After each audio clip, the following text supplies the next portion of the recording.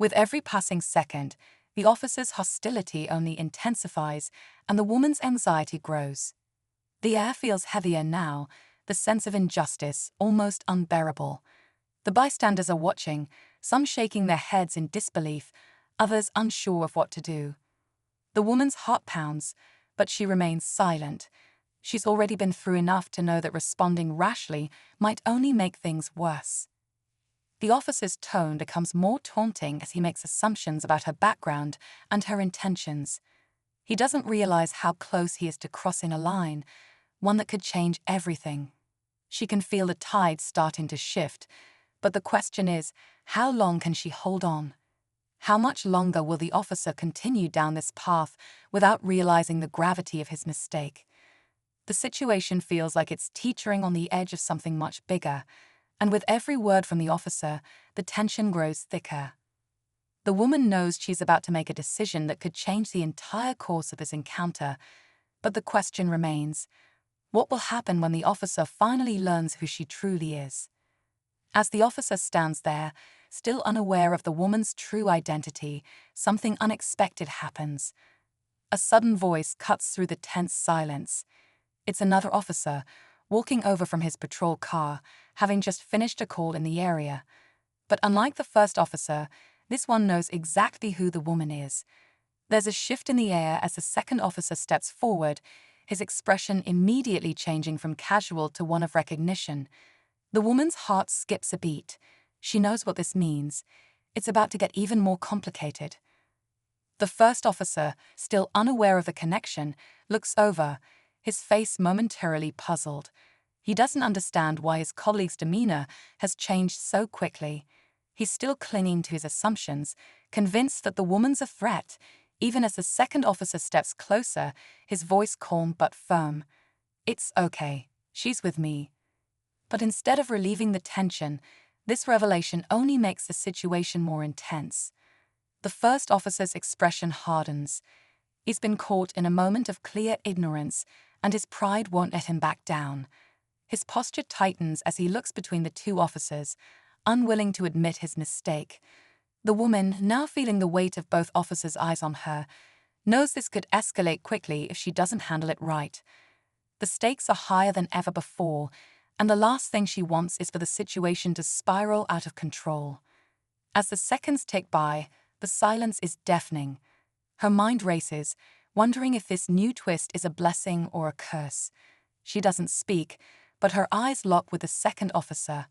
He's calm, reassuring, but the tension remains. She can sense the first officer's frustration building. He doesn't like being shown up, especially in front of someone he assumes to be an equal. It's not just about the woman anymore. It's about his pride, his reputation, and whether or not he'll admit that he might have been wrong all along. The bystanders are still watching, their whispers growing louder. They've seen everything unfold, and now they're waiting for the moment that will change everything. The woman's composure is the only thing keeping the situation from tipping over into something far worse. She can feel the eyes of the crowd on her, the tension in the air growing heavier with every second. The conflict between the officers is becoming more personal, and the woman is now caught in the middle of it all. What happens next will determine everything. Will the first officer swallow his pride, or will he continue to push, leading to an even greater confrontation? The clock is ticking, and the woman knows that time is running out. Every choice she makes from here on out will shape how this moment ends. The suspense is unbearable, and the audience is left wondering, how will this all unfold? The air crackles with tension as the seconds stretch out, feeling like an eternity. The first officer, still trying to maintain control, glares at his colleague, unwilling to back down.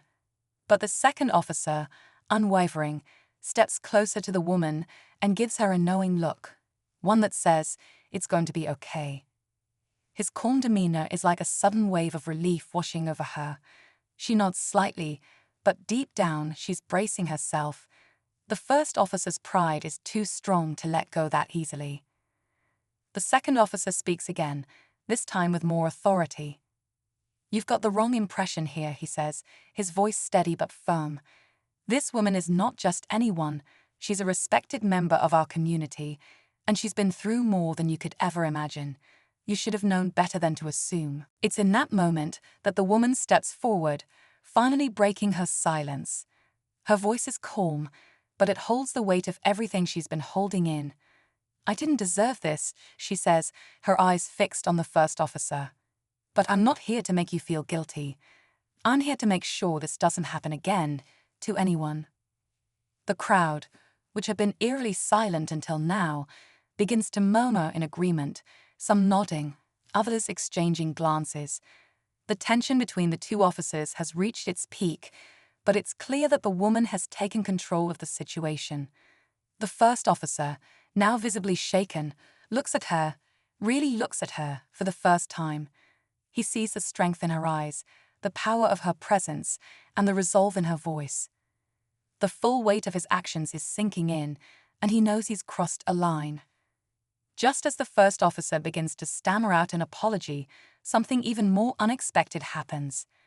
The second officer, who had been standing calmly by, takes a step back and turns toward the crowd. "This isn't just about this officer's mistake," he says, his voice carrying a weight of authority. "It's about all of us.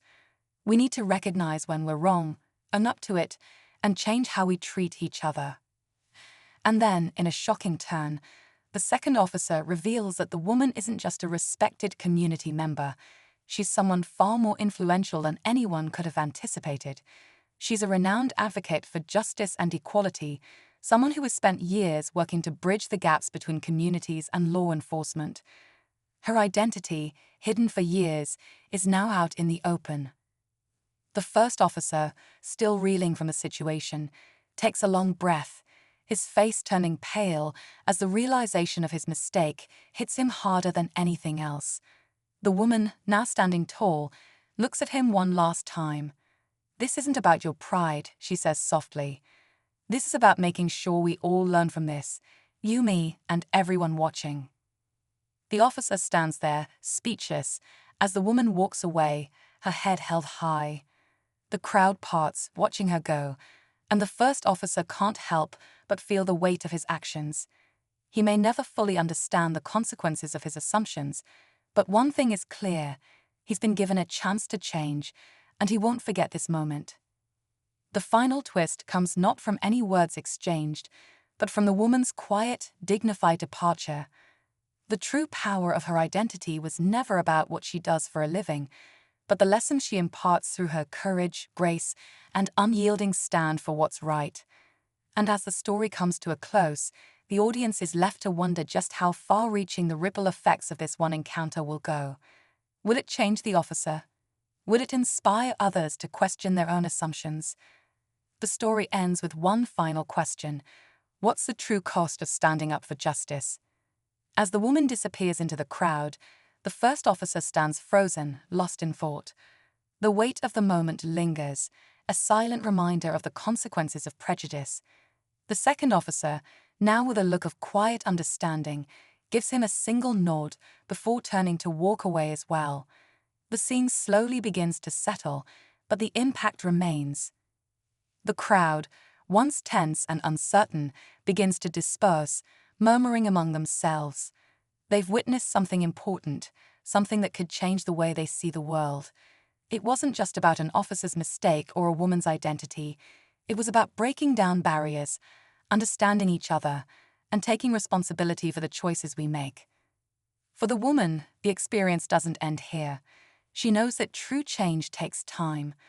But she also knows that today, a small step was taken, and sometimes that's all it takes to start a ripple effect that could one day reach far beyond this moment. In a quiet suburb, tensions flared when a routine traffic stop turned into a troubling ordeal for Professor Marcus Hayes, a respected academic and community leader. As he drove home, a flashing patrol car signaled him to pull over. What followed was a chilling encounter with Officer Greg Johnson, whose aggressive tone and unwarranted accusations left Professor Hayes shaken. "Why are you driving in this neighborhood?" Johnson demanded, his voice dripping with suspicion. Despite Marcus's calm explanations, Johnson insisted on searching the car, escalating the situation. As bystanders gathered, fearing the worst, Marcus's phone rang. It was his colleague, Congresswoman Sarah Ramirez. "Marcus, stay calm. I'm calling the president," she urged, sensing the injustice unfolding. With tensions high and hope fading, Marcus watched in disbelief as Johnson's demeanor suddenly shifted. The arrival of a senior officer marked a turning point, leading to an unexpected resolution that left everyone questioning the systemic biases at play. As the dust settled, one question lingered: would justice truly prevail? Professor Hayes wasn't just any driver. He was a prominent figure in the community, known for his dedication to education and social justice. He had spent years teaching young minds and advocating for equality, but none of that seemed to matter in this moment. The officer's questions became more pointed, his tone harsher, as if Marcus's varied presence on that street was a problem. The small crowd that had gathered murmured uneasily, recognizing Marcus from local events. A few even tried to intervene, but Johnson waved them off, his authority unshaken. Marcus kept his composure, but the frustration was clear in his eyes. Why was this happening? Why was he being treated like a criminal for simply driving home? Meanwhile, Sarah Ramirez wasn't wasting any time. As a close ally of Marcus, she knew his integrity and was determined to intervene. Her call